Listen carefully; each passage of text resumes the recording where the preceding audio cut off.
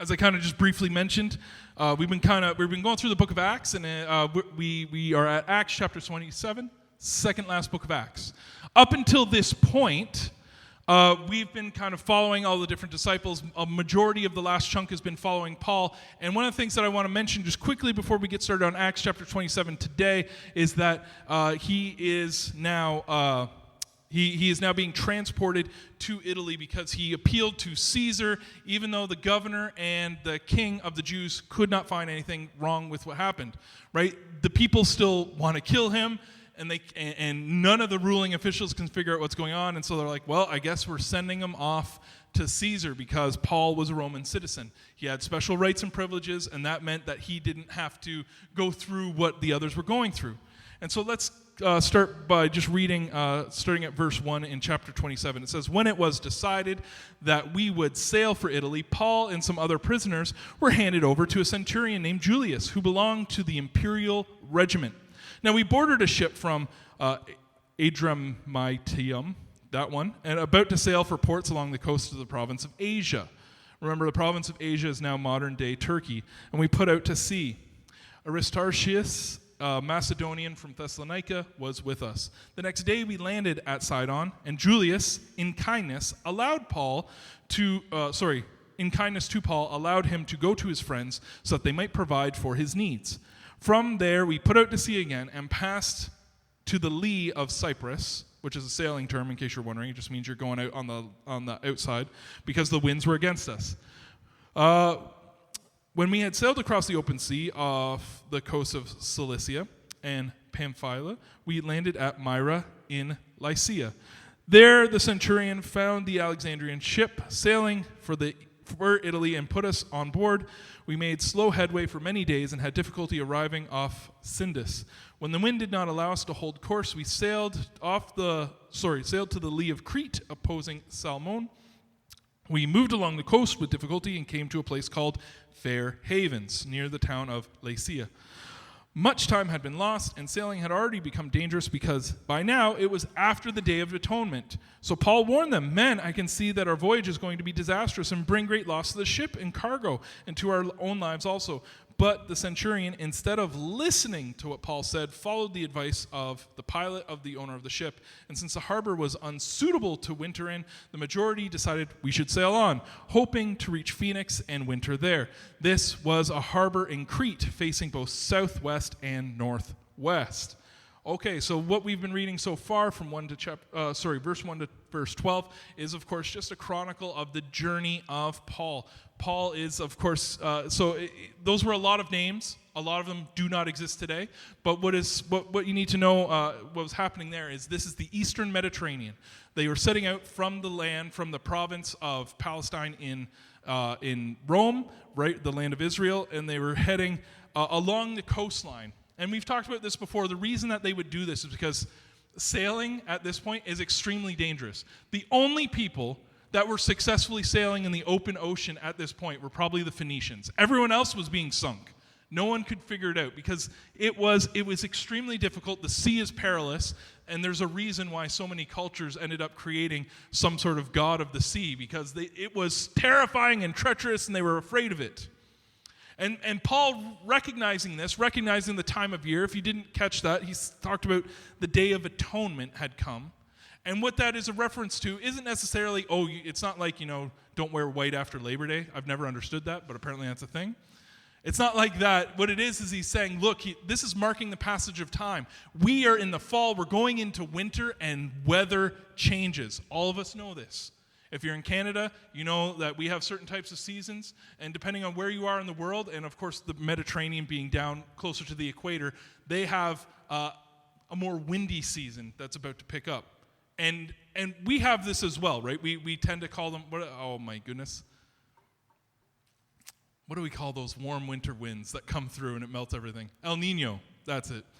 Right, we have El Nino here in Canada where it comes through, and although it'll be the dead of winter, suddenly it'll reach like 5 or 10 degrees, and we'll be like, wow, this feels really nice considering it was minus 20 yesterday. But this happens in the Mediterranean too. The problem is when you're on the sea, things can go bad very, very quickly. And this is the warning that Paul is trying to give them. In verse 13 to 26, when a gentle south wind began to blow, they all saw the opportunity, so they weighed anchor and sailed along the shore of Crete. And before long, a wind of hurricane force called the northeaster swept down from the island, and the ship was caught by the storm and could not head into the wind. So we gave way to it and were driven along. As we passed to the lee of a small island of Cauda, we were hardly able to make the lifeboat secure, so the men hoisted it aboard. Then they passed ropes under the ship itself to hold it together, because they were afraid that they would run aground on the sandbars of Syrtis. They lowered the sea anchor and let the ship be driven along. We took such a violent battering from the storm that the next day they began to throw cargo overboard. And on the third day, they threw the ship's tackle overboard with their own hands. When neither sun nor stars appeared for many days and the storm continued raging, we finally gave up all hope of being saved. And then after they had gone a long time without food, Paul stood up before them and said, "Men, you should have taken my advice not to sail from Crete. Then you would have been spared yourselves this damage and loss. But now I urge you to keep your courage, because not one of you will be lost. Only the ship will be destroyed. Last night an angel of the God whom I belong and whom I serve stood beside me and said, 'Do not be afraid, Paul. You must stand trial before Caesar, and God has graciously given you the lives of all who sail with you. So keep up your courage, men, for I have faith in God that it will happen just as he told me. Nevertheless, we must run aground on some island.'" All right, so despite Paul's warning, they end up going, and they goes terribly. Goes just as he predicted, goes just what he was telling them, warning them about. Look, we're about to enter into the winter season. The seas are treacherous. And this, of course, was true. If you remember when we were talking about Corinth a while back, there was a reason why instead of sailing down around the point around Greece, they would instead put the ships on these rollers, and they would move the ship, I think it was something like 2 miles on land, rather than try and take them around the sea, because the sea is that treacherous. It was easier for them to move a boat over land than through the sea. This is how dangerous it is. And so Paul knows this. Paul's, of course, been traveling for quite some time. He's very familiar with this, but I think, we all make this mistake from time to time. Suddenly, things seem to be favorable, and even though it goes against our better judgment, even though it goes against our instincts that tell us, right, when we hear that voice of God telling us, no, don't do that, we go, but it's looking so good right now. It looks favorable at the moment. And so we'll strike out and we'll try and do it, and, well, sometimes you just get your nose caught. Verse 27, on the 14th night, 14 nights of storm. I don't have enough fingers. 14 nights of storm. Can you imagine? They were still being driven across the Adriatic Sea. When about midnight the sailors sensed that they were approaching land, they took soundings, and they found the water was 120 feet deep. A short time later, they took soundings again, found it was 90 feet deep. Fearing that they would be dashed against the rocks, they dropped 4 anchors from the stern, prayed for daylight. In an attempt to escape the ship, the sailors let the lifeboat down into the sea. They were pretending they were going to lower some anchors from the bow. And then Paul said to the centurion and the soldiers, "Unless these men stay with the ship, you cannot be saved." So the soldiers cut the ropes that held the lifeboat and let it drift away. And of course, this is a totally human reaction as well. When things are going bad, it's funny because, right, when things are good, we can say, yeah, we're in it for the team. We're all going to stick together. But when things start to go bad, that's when you start seeing people go, I'm in it for myself. I got to save my own neck. Right? You start to see what people really believe. Right, Sun Tzu in The Art of War, he talked about taking people up to the top of the volcano and holding them over so that you could finally see what a man truly had inside of his heart. Right, I would say that this was one of those volcano moments. You're sitting here being thrashed for 14 days by the sea. You're going to start to see what people really think, what people really believe, how good their faith is. Right? And we're not talking about a bunch of Christians here. Paul was obviously a Christian. But a lot of these were probably pantheists of some kind, right? They believed in either likely in this area, they're either believing in the Greek pantheon, possibly the Roman pantheon. There's a reason why the Parthenon had so many idols inside of it, because there were just so many gods at that time. And they wanted to make sure they worshipped all of them so that none of them were upset. But Paul knew what was going on. Paul held true to his faith, and Paul never broke faith. And even when everything else is going bad, even when people are trying to escape, even when things are going totally wrong, and people are trying to leave them stranded on this ship, Paul remains encouraged because he knows that his God is bigger than any problem that's going on. Verse 33, just before dawn, Paul urged them all to eat. For the last 14 days, he said, you have been in constant suspense and have gone without food. You haven't eaten anything. So now I urge you, take some food. You need it to survive. Not one of you will lose a single hair from your head. And after he said this, he took some bread, he gave thanks to God in front of them all. Then he broke it and he began to eat. They were all encouraged and ate some of the food for themselves. Altogether, there were 276 of us on board. And when they had eaten as much as they wanted, they lightened up the ship by throwing the grain into the sea. And when the daylight came, they did not recognize the land that they saw. They did not recognize the land, but they saw a bay with a sandy beach. And where they decided to run the ship aground, if they could. So they cut loose the anchors. They left them in the sea, and at the same time untied the ropes that held the rudders. Then they hoisted the foresail, and the wind made and they hoisted the foresail to the wind and made for the beach. But the ship struck a sandbar, ran aground. The bow stuck fast and would not move, and the stern was broken to pieces by the pounding of the surf. And the soldiers planned to kill the prisoners to prevent any of them from swimming away and escaping. But the centurion wanted to spare Paul's life and kept them from carrying out their plan. He ordered that those who could swim to jump overboard first and get to land, and the rest were to get there on planks or other pieces of the ship. In this way, everyone reached land safely. Okay.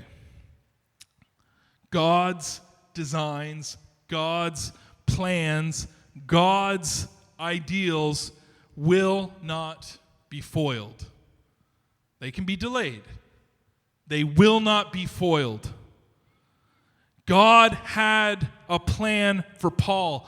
God had designs for Paul. God wanted Paul to do something for a purpose. Right? He said, I need you to go and testify before Caesar. We talked about this. This was going to be a huge witness to all of Rome.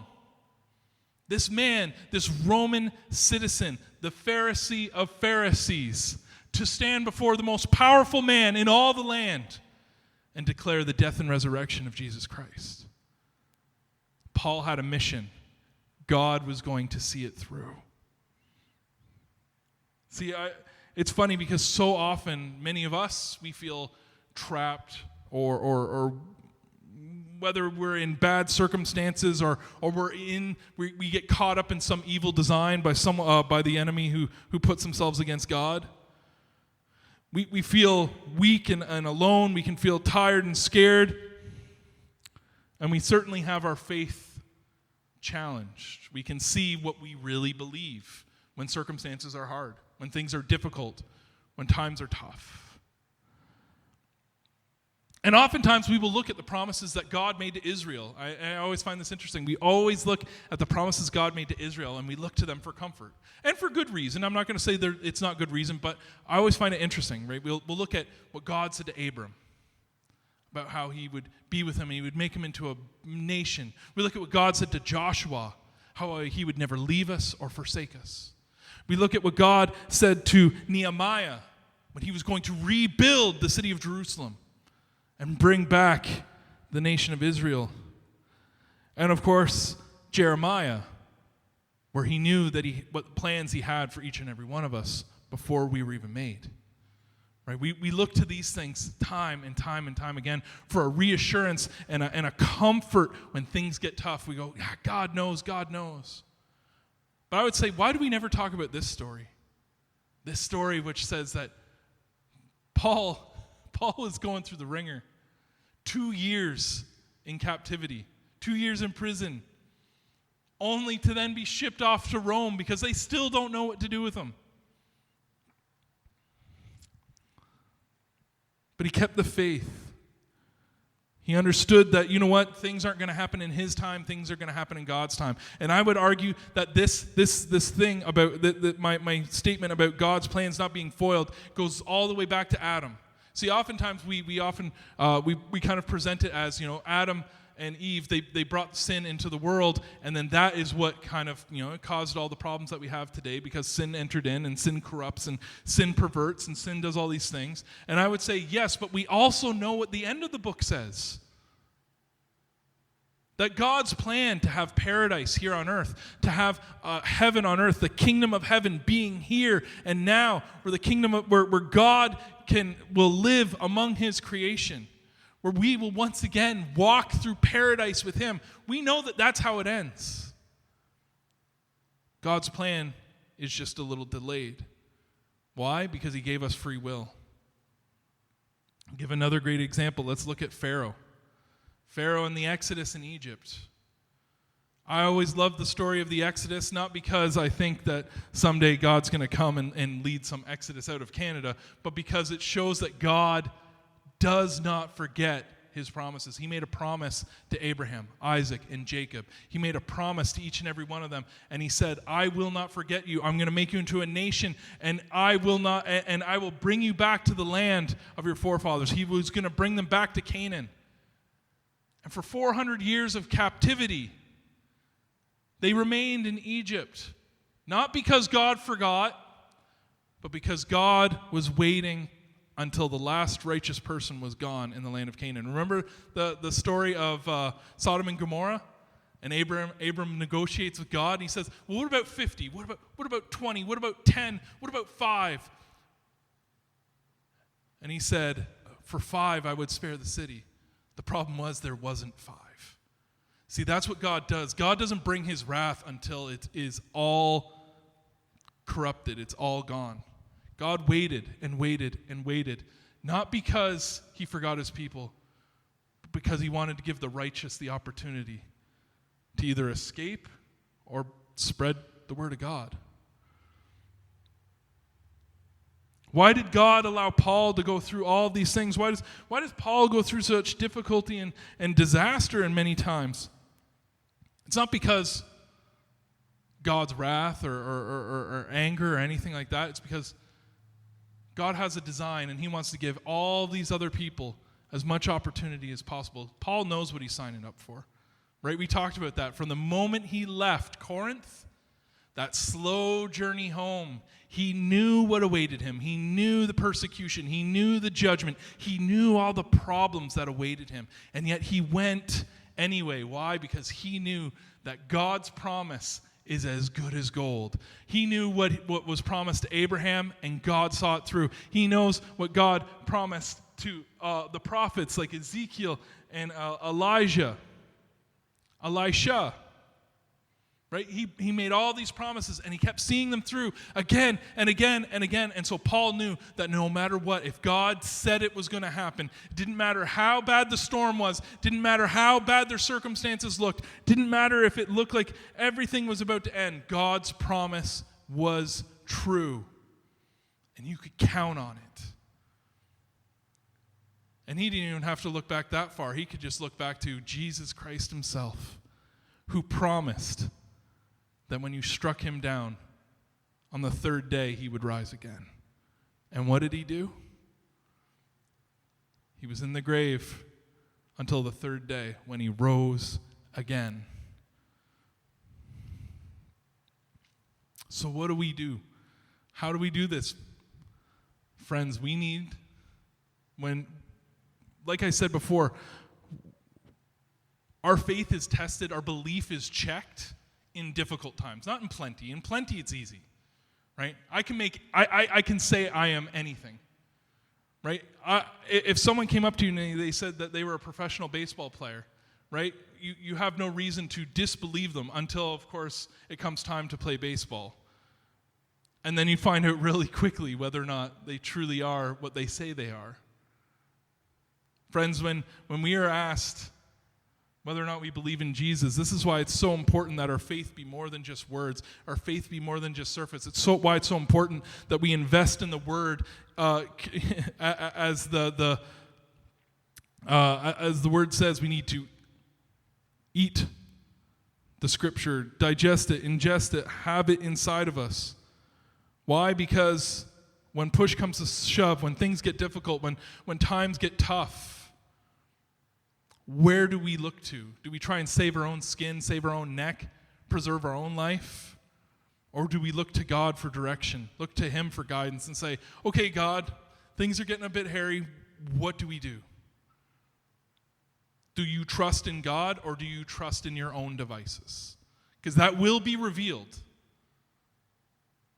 But again, this takes real personal reflection, real personal and sincere and humble examination, reflection, meditation. We got to think on these things, spend time in these things. And so as we get ready to go to our time of prayer and we get ready to go to our time of reflection, I want us to think on that. When we have tough times, when we have rough journeys, where do we find our comfort? Do we look to the Lord like Paul did? Can you imagine that 14 days on that ship, the waves battering you around? I mean, as many of you know, we just got back from Newfoundland, and let me tell you, the boat on the way out wasn't exactly peaceful. It was a bit rocky, and I can't imagine being in a violent storm, how much worse that would have felt on a much smaller, more rickety boat. And yet Paul, despite all this going on around him, right?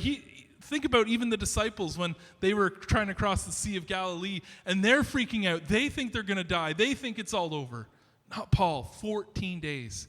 And he's like, you know what? I've seen the goodness of God. I know what God is willing to do. I know what Jesus has called me to do, and I will not fail him. Do we got that faith of Paul? Are we ready to face those kinds of challenges together?